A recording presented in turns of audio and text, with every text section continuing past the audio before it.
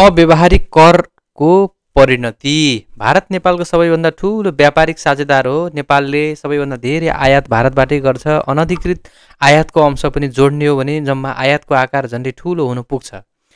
व्यापार तथा निर्यात प्रवर्धनको तथ्याङ्क अनुसार चालु आर्थिक वर्षको प्रथम 4 महिनामा नेपालको कुल निर्यातको करिब 82% भारतमै निर्यात भएको छ भने कुल आयातको 55% भारतीय सामान नेपाल आएको हो। खुला सीमा, सांस्कृतिक सामाजिक सम्बन्ध र सहज व्यापार व्यवस्थाले अवसर सिर्जना गरे पनि समुचित नियमन नहुँदा अवैध व्यापारले वर्षौंभरि सताइरहेको छ। यस बीचमा भारतले गत सेप्टेम्बरमा उपभोग्य वस्तुमा जीएसटी दर उल्लेख्य रूपमा घटाएपछि त्यसको गहिरो प्रभाव नेपाली बजारमा देखिन थालेको छ। अव्यावहारिक करका कारण भारतबाट सस्तो र अवैध सामान भित्रिएको छ, जसले नेपाली उत्पादनलाई बजारबाट हटाउँदैछ र यस्ता भारतीय सामानको जगजगी बढ्दो छ। भारतले कर समायोजन गरेपछि भारतीय वस्तुको उत्पादन लागत घटेर प्रतिस्पर्धात्मकतामा बढ्दै गयो। अमेरिकाले भारतीय सामानमा 50% भन्सार तोकेपछि भारतले वैकल्पिक बजार विस्तारका लागि जीएसटीको संरचना थप सरलीकृत गर्यो, जसले त्यहाँको उद्योगलाई राहत दियो। तर नेपालले कच्चा पदार्थ तथा तयारी माल वस्तुमा लाग्ने भन्सार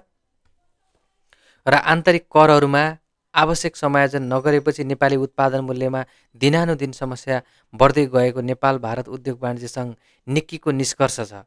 यही कारण कति नेपाली उद्योगले उत्पादन कटौतीसम्म गर्नु परेको छ। नेपालले उद्योग संरक्षण र उपभोक्ता हित दुवैलाई सन्तुलित बनाउँदै व्यावहारिक कर नीति र प्रभावकारी सीमा व्यवस्थापनमा ध्यान दिनुपर्ने हुन्छ। अब लचिलो र दूरदृष्टियुक्त लचिलो नीति लिएर नेपाली उद्योगलाई प्रतिस्पर्धी बनाउन सके मात्र बजार जोगिन सक्छ। कच्चा पदार्थमै उच्च भन्सार पर्ने, ऊर्जा लागत महँगो हुने र उद्योग मैत्री नीति समयमै ल्याउन ढिलाइ हुने जस्ता कारणले नेपाली उत्पादन स्वाभाविक रूपमा महँगो पर्छ। उता भारतले उपभोक्ता स्तरमै उपभोग हुने दैनिक वस्तु सस्तो बनाउने नीति लिएको छ, जसले गर्दा नेपालको बजारमा मूल्य अन्तर झनै बढ्यो। मूल्य अन्तर बढेपछि खुला सीमाबाट अवैध तथा कम मूल्याङ्कन मार्फत सामान आउने क्रम तीव्र हुनु स्वाभाविक हो। निक्कीले औल्याए अनुसार अवैध रूपमा भित्रिने सामानले वैध व्यवसाय, कर प्रणाली र नेपाली उद्योगलाई सङ्कटमा पुर्याएको छ। नेपाललाई अहिले दुईवटा चुनौती छन्। पहिलो, नेपाली उद्योगलाई बचाउनु। दोस्रो, उपभोक्ताको हितमा प्रतिकूल असर नपर्ने गरी नीति निर्माण गर्नु। उद्योग संरक्षणका नाममा अत्याधिक मूल्य वृद्धि गर्ने अभ्यास उपभोक्ता विरोधी मात्र होइन, दीर्घकालीन रूपमा उद्योगकै क्षति हुन सक्छ। त्यसैले समाधान कर समायोजन, उत्पादन लागत घटाउने रणनीति र सीमा व्यवस्थापन सुदृढीकरणमा ध्यान दिनुपर्छ। पहिलो, कच्चा पदार्थ र मेसिनरीमा लाग्ने भन्सार दर पुनः समायोजन गर्नु आवश्यक छ। भारतले उद्योगलाई राहत दिँदै उत्पादन लागत घटाउने रणनीति लागू गरिरहेका बेला नेपालले पुरानै कर संरचना कायम राख्दा अहिलेको समस्या सतहमा आएको हो।